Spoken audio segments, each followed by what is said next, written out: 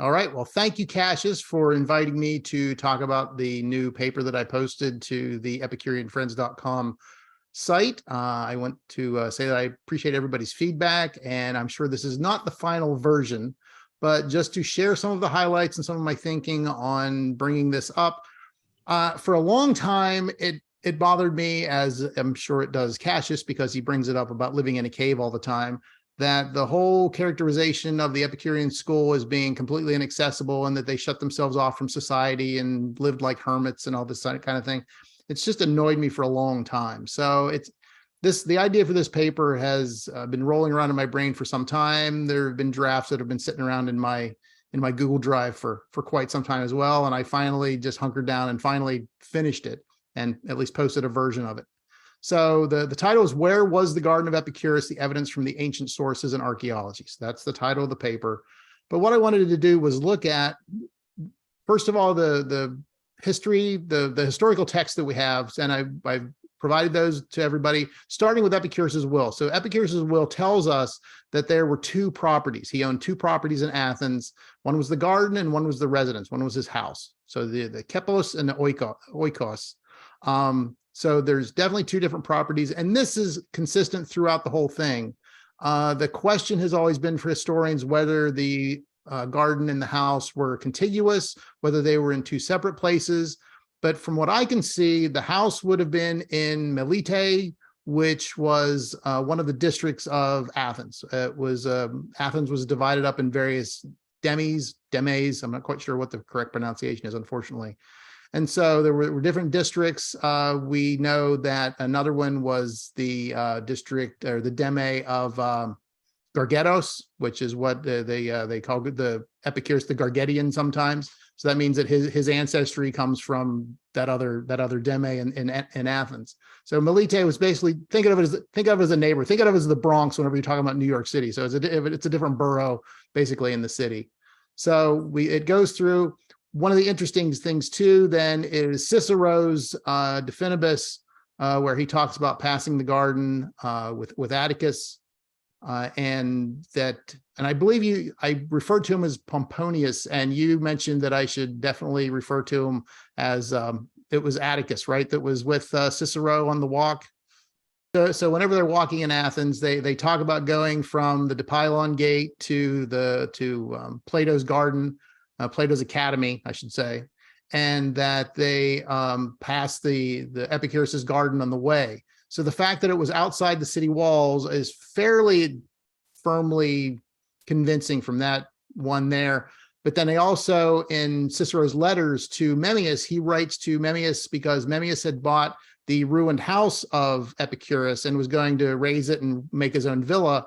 And at the same time, the head of the Epicurean school was telling him, was asking Cicero to write to Memmius and say, please don't do that. We want to keep that around. So the fact that there was a thriving school, there was a scholarch of the garden, all that kind of thing, leads me to believe that the garden was now the headquarters, and the house in Melite was no longer used, but it still had sentimental value. The school wanted to keep it around, wanted to possibly use it for other things.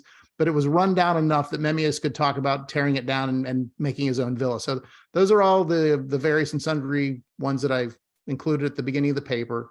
The other interesting thing that I found was there are values of property in some of the ancient inscriptions and some texts and things. We also know that Epicurus bought the garden and the house. I'm going to say the garden and the house because Apollodorus is quoted by Diogenes Laertius as saying that Epicurus bought the garden for 80 mina, which is a mina is 100 drachmas. I'm not going to try and give it a dollar amount because it's almost impossible to do. Over 2,000 years ago, how much a dollar would buy you in ancient Athens. Well, actually, a dollar wouldn't buy you anything because nobody would accept it. They wouldn't recognize it as money. So. But a mina is 100 drachmas, and a drachma is about a day's salary for a skilled worker. So you can sort of think of that as the equivalent. But what was interesting, I did find a book, and I have the footnotes in the paper of all the different property prices that people paid. It gives acreage, it gives whether it was a house, whether it was land, all that kind of stuff. So it's interesting to see the different prices that are available. And what I did was then try to figure out, okay, if you pay 80 mina, let's say for both the house and the garden together, you can split it up. You're maybe paying 50 mina for the garden, 30 mina for the house. Those are reasonable. Those are reasonable prices that in ancient Athens. So we have the fact that I'm using 50 mina as the purchase price of the garden means that it could probably have been maybe like 13 acres. And I do provide an equivalent at the end of the paper that's basically the grounds of the White House in Washington, D.C. So the north lawn, the south lawn, and the grounds of the White House. And you think about it, and the garden was not only a meeting place for the school, but it was a garden. A kepos in ancient Greek is a land that's cultivated for either vegetables or orchards or that kind of thing. So there could have been a little bit of everything. And Epicurus was possibly trying to supply food for the school, for himself.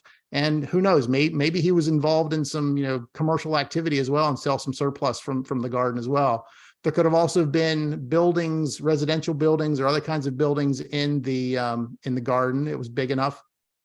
If you've ever been to Washington, D.C., it's a good sized property that's around the White House, but it's not inconceivably large. It doesn't boggle the mind that, oh, how could he have 13 acres?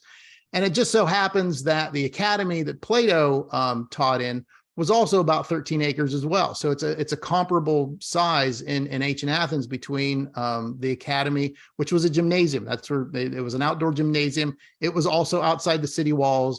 It would have been even further from the city walls than the garden was, because the garden was passed on the way to the academy. And the same way with the Lyceum, with the Chaos that Aristotle taught out.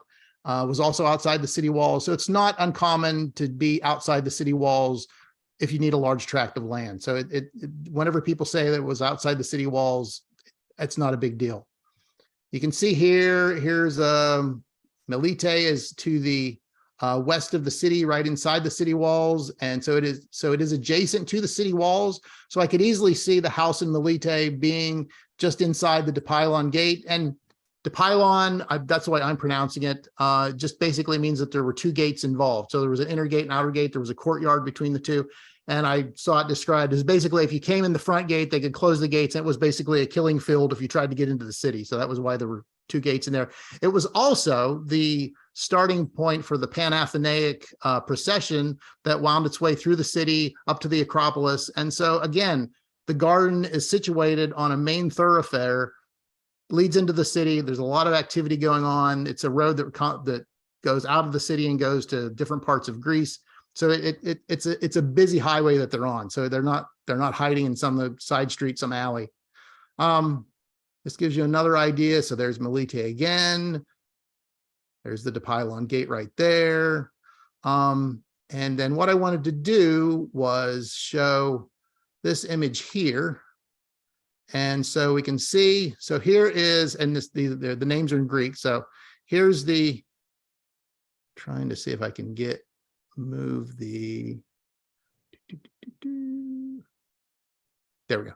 I'm just hiding all your videos. So sorry about that. So if we go down here, so here's the Agora down here. The Acropolis would have been off right here. So you go out this road. Here's the Dipylon gate right here. You travel, this is the Dromos, this is the main road. Keep going, and then here's the academy up here. So you can see, and the garden would have been about the same general size.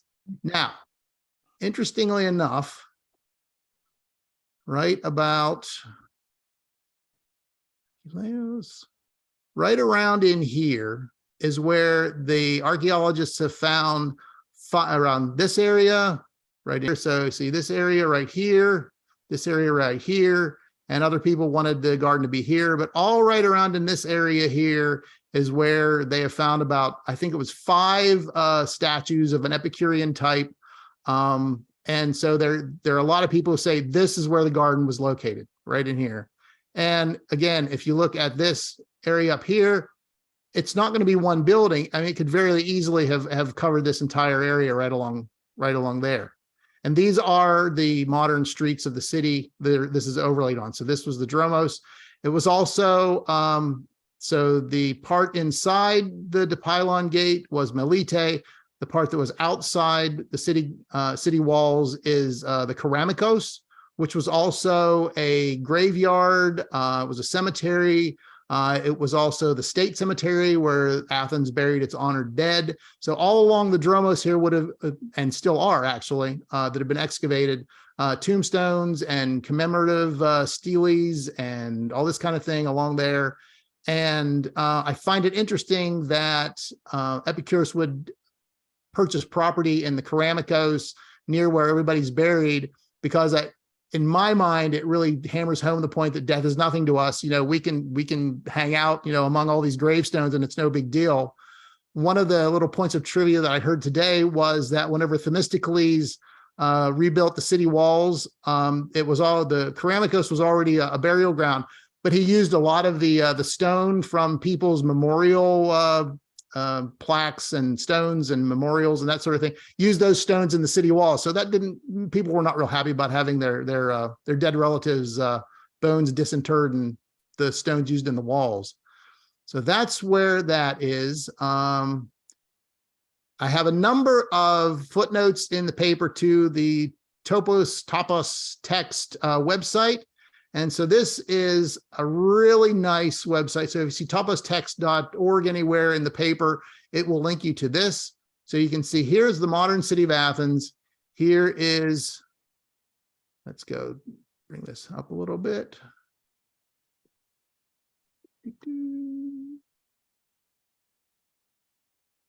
Okay.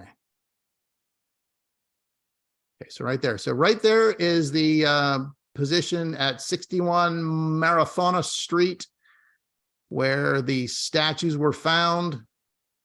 And you can see the Dipylon Gate would be right down here. The Dromos would go up this way, and this general area is where the where that was found. And if you go out this direction, just follow this out.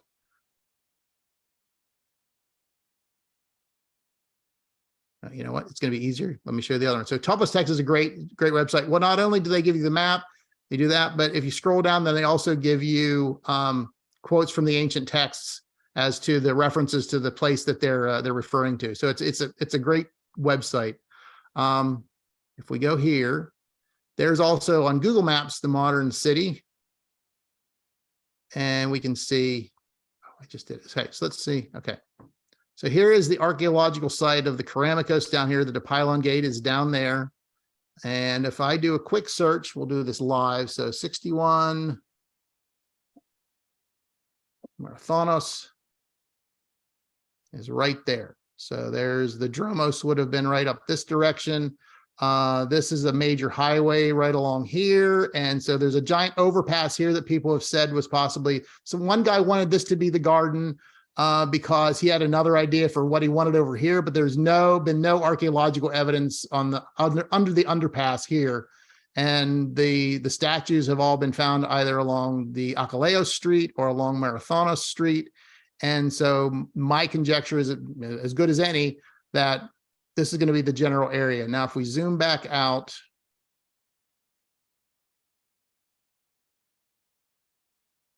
here's the Academy Platonos Academia. So this is the general area where the academy is up here.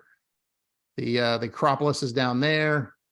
And that's the direct route right there. So whenever Atticus says that they just passed the garden, whenever they had finally come to the academy, it's about, I think, 1,000 feet between there and there. So that could easily be said. And it's about a half-hour walk between the Dipylon Gate and the academy. So it's a very easy stroll. It's not that far out of the way. Again, the Dromos was used as a main thoroughfare for a lot of different processions, and they had athletic competitions on the, like running competitions on the Dromos. So it was not like Epicurus was shutting himself away in some secluded location out in the hinterlands. He was on one of the most traveled roads in ancient Athens.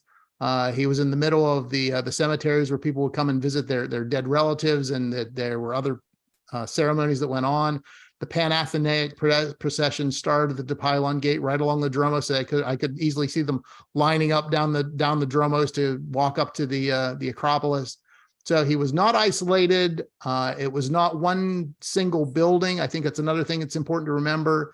And it was a sizable property. So one of the questions that actually came to me after doing all this was, where did Epicurus get all the money to buy this 80 mina property? But that is a question for another day. So thank you very much.